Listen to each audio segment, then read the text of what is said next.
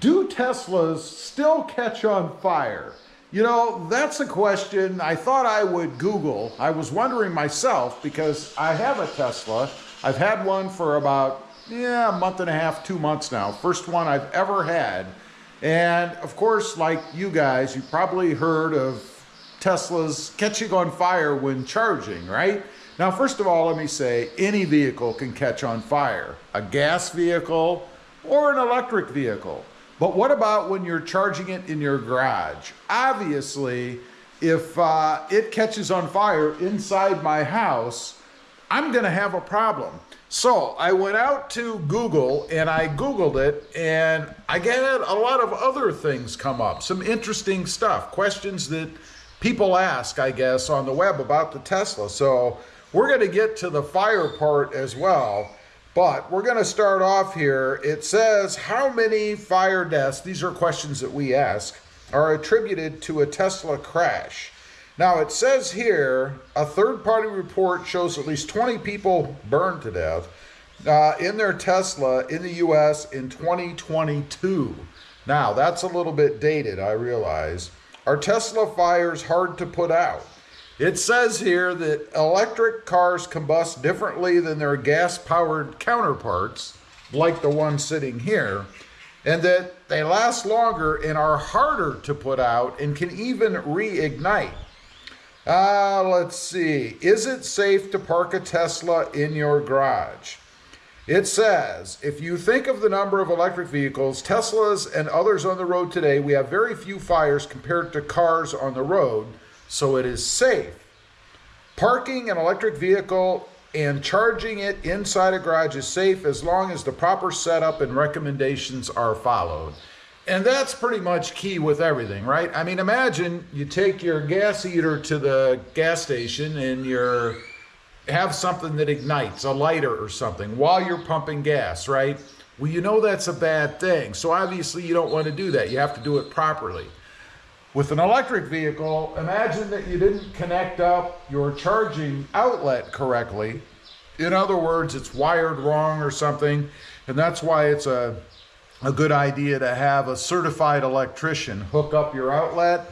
That could cause a fire, really having little to do with the Tesla itself. So as long as you follow all of the recommended procedures properly, which primarily I think has to do with just the outlet itself. Let's see, how long can a Tesla sit without being driven? The answer to that, it says here, about a year or longer if at a reasonable charge level initially. The Tesla goes to sleep mode after a few days not connected. In that mode, you lose about 1% per week. So figure a year, 52%. If you're charged from 100%, you'd still have 48% when you come back, right? Another entry here about charging the Tesla at home. Is charging a Tesla at home safe? It says whether you're at home or on the road, you can charge a Tesla vehicle anywhere with access to an outlet. It says here they recommend charging where you park to meet most of your requirements. Well, obviously that would be in your house. Is it good to charge a Tesla every day? What is the best practice for charging an electric vehicle at home? This says that it's recommended plugging it in every evening to top off the battery, particularly if you have one of those electric plans where you pay less or even no money at night or during off-peak hours. Another kind of reaffirming question here on how much does Tesla lose per day. This is if you're not driving the car. It's expected to consume about 1% of charge per day while parked. Again, if you charge it to 100%, you're going to lose 52% in a year, give or take, and you're going to have about 48% left. Is it expensive to charge a Tesla at your house? This says, according to a calculator on Tesla's website, let's see, assuming a consumer drives 50 miles per day, they would pay $2.24 charging a Model S. A Model 3 would cost $2.04 per day. For the Model X, they would spend about $2.66 per day to recharge. Now, that's at 50 miles a day, so obviously you would double it It could be 448 or 408 to charge if you were driving, let's say, 100 miles. A bit better than buying gas, right? Can I charge my Tesla with a dryer outlet? It doesn't go into detail other than a video, but I know from experience you can, as long as you have the right adapter or the right plug. Let's see. Is it okay to leave your Tesla plugged in for a week or indefinitely, let's say?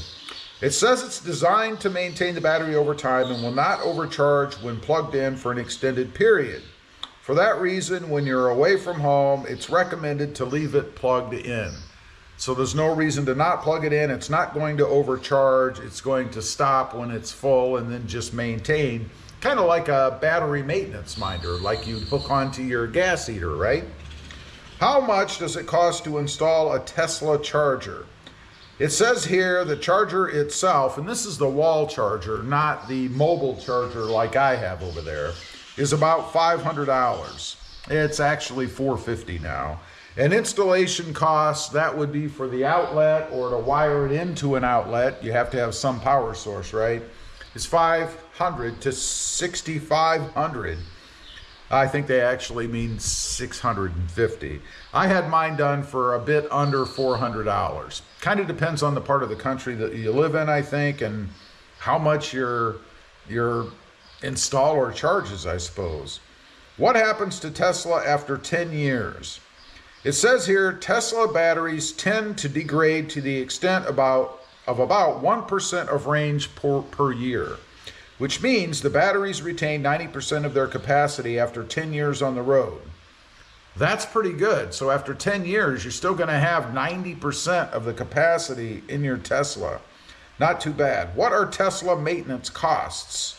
The average annual repair cost of a Tesla is $832.